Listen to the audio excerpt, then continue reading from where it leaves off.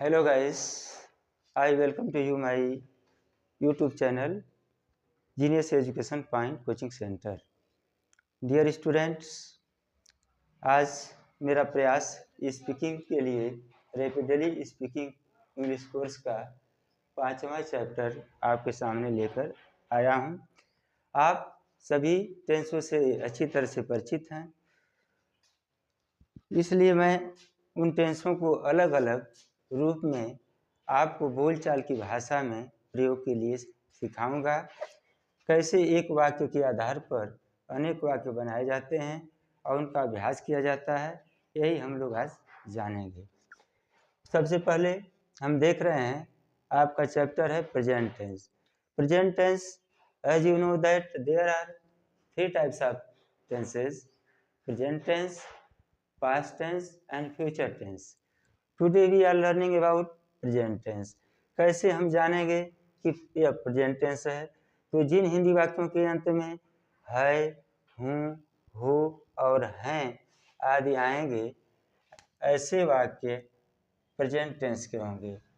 और अंग्रेजी में यही वाक्य, जिन इंग्लिश वाक्यों में इज, एम, आर आया है, जिसे हम हेल्पिंग वर्ब के नाम से जानते हैं, तो यह प्रेजेंट टेंस का वाक्य होगा।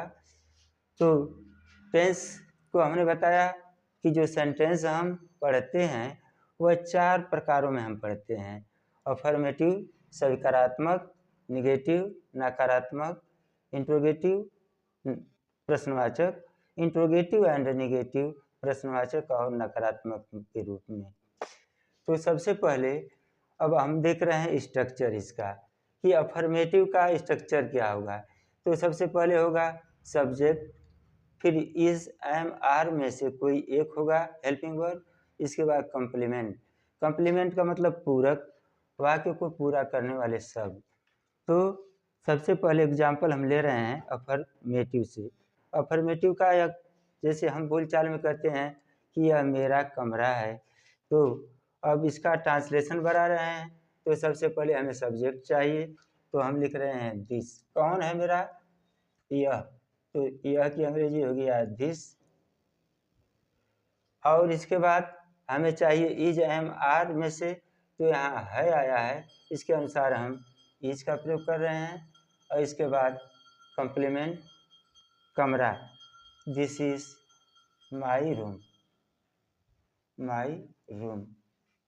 इसी तरह डियर गाइस, आप अनेक वाक्य बना सकते हैं, जैसे यह मेरा कमरा है, यह मेरा घर है, यह मेरा बैग है, यह मेरा खेत है, यह मेरा फील्ड है। सबका ट्रांसलेशन इसी तरह बनता चला जाएगा। जैसे अब हम देख रहे हैं तुम मेरे मित्र हो, यू। तब कौन मेरा मित्र है? तुम। सब्जेक्ट प्राप्त हो गया मुझे, यू। इसके साथ अब हेल्पिंग वर्ब हमें चाहिए, तो हो की अंग्रेजी होती है आर और हैं की भी अंग्रेजी होती है आर, तो हमने हेल्पिंग वर्ब लगाया आर। और मेरे की अंग्रेजी लिखा माई और फ्रेंड, यह कॉम्प्लीमेंट हुई। इसी तरह हम आ रहे हैं मैं जीनियस हूँ। तो मैं जीनियस हूँ, कौन जीनियस है? मैं। सब्जेक्ट हुआ आई, इसके साथ हेल्पिंग वर्ब हमेशा M genius, GENIOUS, I am genius. इसी तरह आप अनेक वाक्य बना सकते हैं। तुम मेरे दुश्मन हो, यू आर माई एनिमी। इसी तरह आप कह सकते हैं तुम एक बहादुर लड़के हो, you are a brave boy. इसी तरह मैं, आई एम हीरो, मैं हीरो हूँ। आई एम टीचर, मैं टीचर हूँ। अनेक वाक्य आप बना सकते हैं। इसी तरह हम अब आ रहे हैं नेगेटिव के स्ट्रक्चर में। तो नेगेटिव में हम देख रहे हैं कि वह तुम्हारी कलम नहीं है, तुम्हारी कलम नहीं है। तो आप बना रहे हैं ट्रांसलेशन इसका, कौन तुम्हारी कलम तुम्हारी नहीं है? वह, दैट का प्रयोग किया। इसके बाद अब सहायक क्रिया का प्रयोग किया आपने, है की अंग्रेजी इज लिखा, इसके बाद नॉट की अंग्रेजी लिखा नॉट।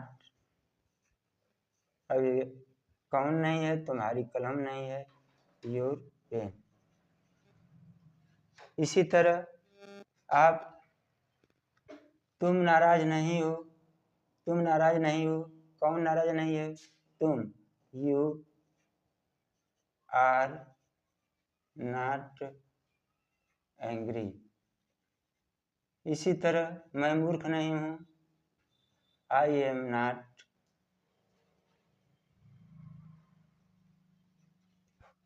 फुलिश। वाक्य बनते चले जा रहे हैं।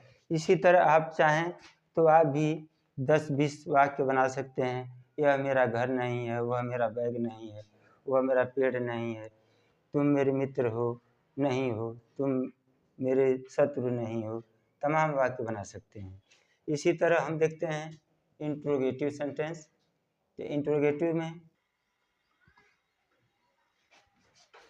अब यहाँ पर हम इंट्रोगेटिव सेंटेंस के बारे में जान रहे हैं। जैसे क्या यह कलम है, तो हम अब इसका स्ट्रक्चर ले रहे हैं। सबसे पहले हेल्पिंग वर्ब होनी चाहिए, तो हेल्पिंग वर्ब है इज। अब फिर सब्जेक्ट होना चाहिए, सब्जेक्ट दिस। अब चाहिए complement, a pen, is this a pen. ऐसे अनुवाद हो जा रहा है। वे परेशान क्यों हैं, वाई। अब क्यों की अंग्रेजी सबसे पहले हम लिख रहे हैं, यह टाइप हम प्रयोग किए कर रहे हैं, तो इसके बाद चाहिए हमें हेल्पिंग वर्ब। हेल्पिंग वर्ब यहाँ चाहिए, तो why are they upset, upset. ऐसे ट्रांसलेशन बना रहे हैं। इसी तरह अगर हम इंट्रोगेटिव नेगेटिव में जा रहे हैं, तो क्या से शुरू वाक्य है, तो सबसे पहले हम हेल्पिंग वर्ब लिख रहे हैं, इज। यह फार्मूला अपनाया जा रहा है। इसके बाद दिस। अब इसके बाद नॉट का प्रयोग किया जा रहा है। इसके बाद योर पेन्स।